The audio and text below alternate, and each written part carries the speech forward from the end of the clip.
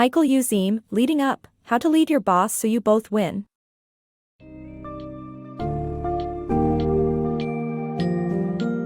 Navigating the hierarchical structures in professional settings can be daunting, especially when it comes to leading up. In Leading Up, How to Lead Your Boss So You Both Win, author Michael Useem presents crucial insights on overcoming these challenges. This book summary offers powerful lessons drawn from real-life examples of individuals who have successfully led upwards. Learn how they seized opportunities to steer their bosses and organizations towards the right decisions, facilitating growth and development. Discover the importance of communication, teamwork, and self-reliance in overcoming obstacles and creating a pervasive culture of upward leadership.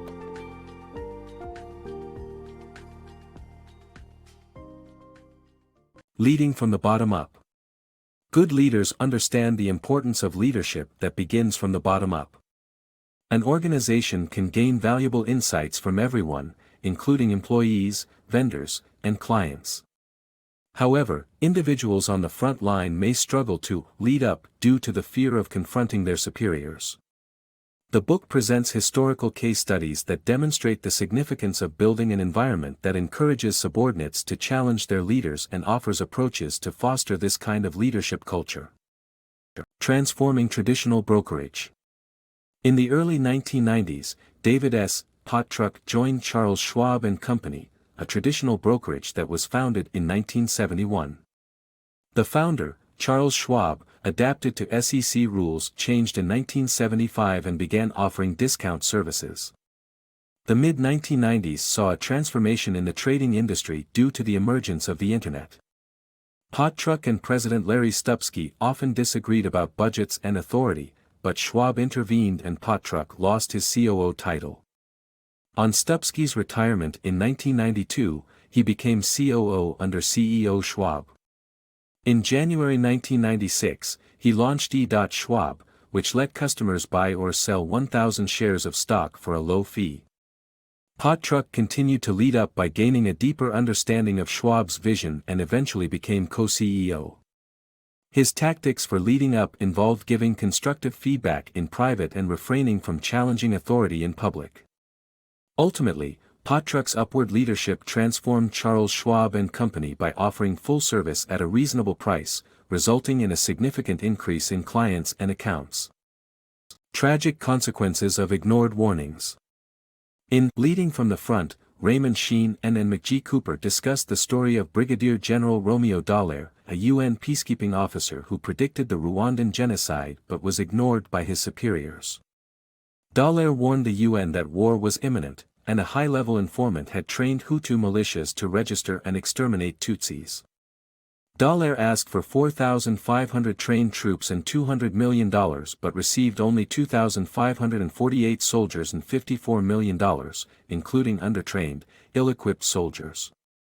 Dallaire continually sent warnings to Secretary General Kofi Annan, the White House, and other authorities about the impending war, but they ignored his messages. Then, an assassin killed the Rwandan president, Hutu extremist killed 10 Belgian peacekeepers, and within 100 days, Tutsis murdered 800,000 Rwandans. The UN failed to respond quickly, and most of the peacekeepers withdrew. It was only after Dallaire appealed to Canada's government, journalists, and relief agencies that the UN realized its mistake and sent 5,500 troops to Rwanda. By the time the war ended, 2 million Rwandans had fled, and 2 million more suffered displacement. Dallaire's tragic story illustrates the importance of listening to and supporting frontline employees who see trouble coming, even if it means going against the status quo. When attempting to lead up goes wrong. Thomas Wyman's failure to inform key constituents and misjudging his alliances resulted in his ouster as CEO of CBS.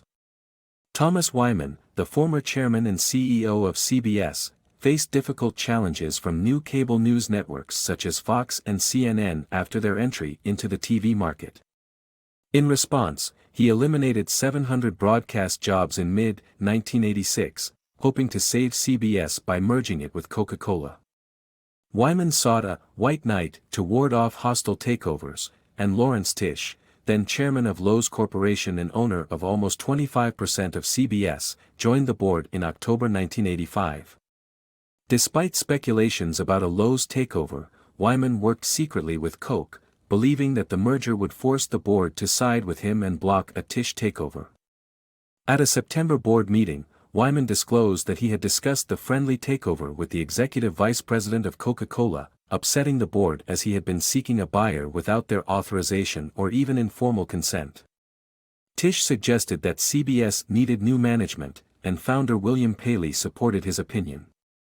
The board, feeling blindsided by Wyman's actions, deliberated the Koch proposal and concluded that the network would not fare better with Koch, and that CBS would be better off without Wyman. Tisch became the interim CEO, and Paley acted as chairman. Wyman learned a hard lesson and became a classic example of someone attempting to lead up but failing to inform key constituents and misjudging his alliances. In conclusion, the story of Thomas Wyman is a cautionary tale of the importance of communication and building strong alliances when attempting to lead up. Tragedy on Everest. In 1996, two groups of climbers led by Scott Fisher and Robert Hall attempted to climb Mount Everest via the South Col route. Both guides charged $65,000 per climber and insisted on strict adherence to their authority. Only 6 climbers made it to the top by 2 p.m. A ferocious storm hit, and 8 climbers died, including Fisher and Hall. The tragedy highlights the importance of teamwork, self-reliance, and proper leadership. Building upward leadership. Developing a conducive environment for upward leadership involves identifying managers for development, providing one-on-one coaching, creating development programs, focusing on upward experience, and setting examples. To enable skills such as listening, learning, and questioning the status quo, it is best to have managers undergo one-on-one mentoring and training from rank-and-file employees. Organizations can also initiate development programs and encourage managers to reflect on their experiences following or ignoring advice from below. By treating upward leadership as a natural part of the organization's culture, a consistent and effective environment is created for upward growth.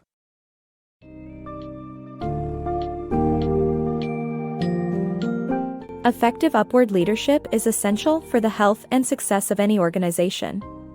Michael Useem's Leading Up, How to Lead Your Boss So You Both Win, provides valuable lessons from historical and contemporary examples. Readers can take away the significance of fostering an environment that empowers subordinates to challenge their leaders with constructive criticism.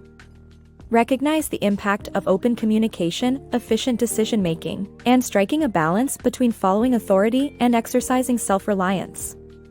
Embrace the journey of upward leadership through personal and professional development to pave the way for better functioning of organizations.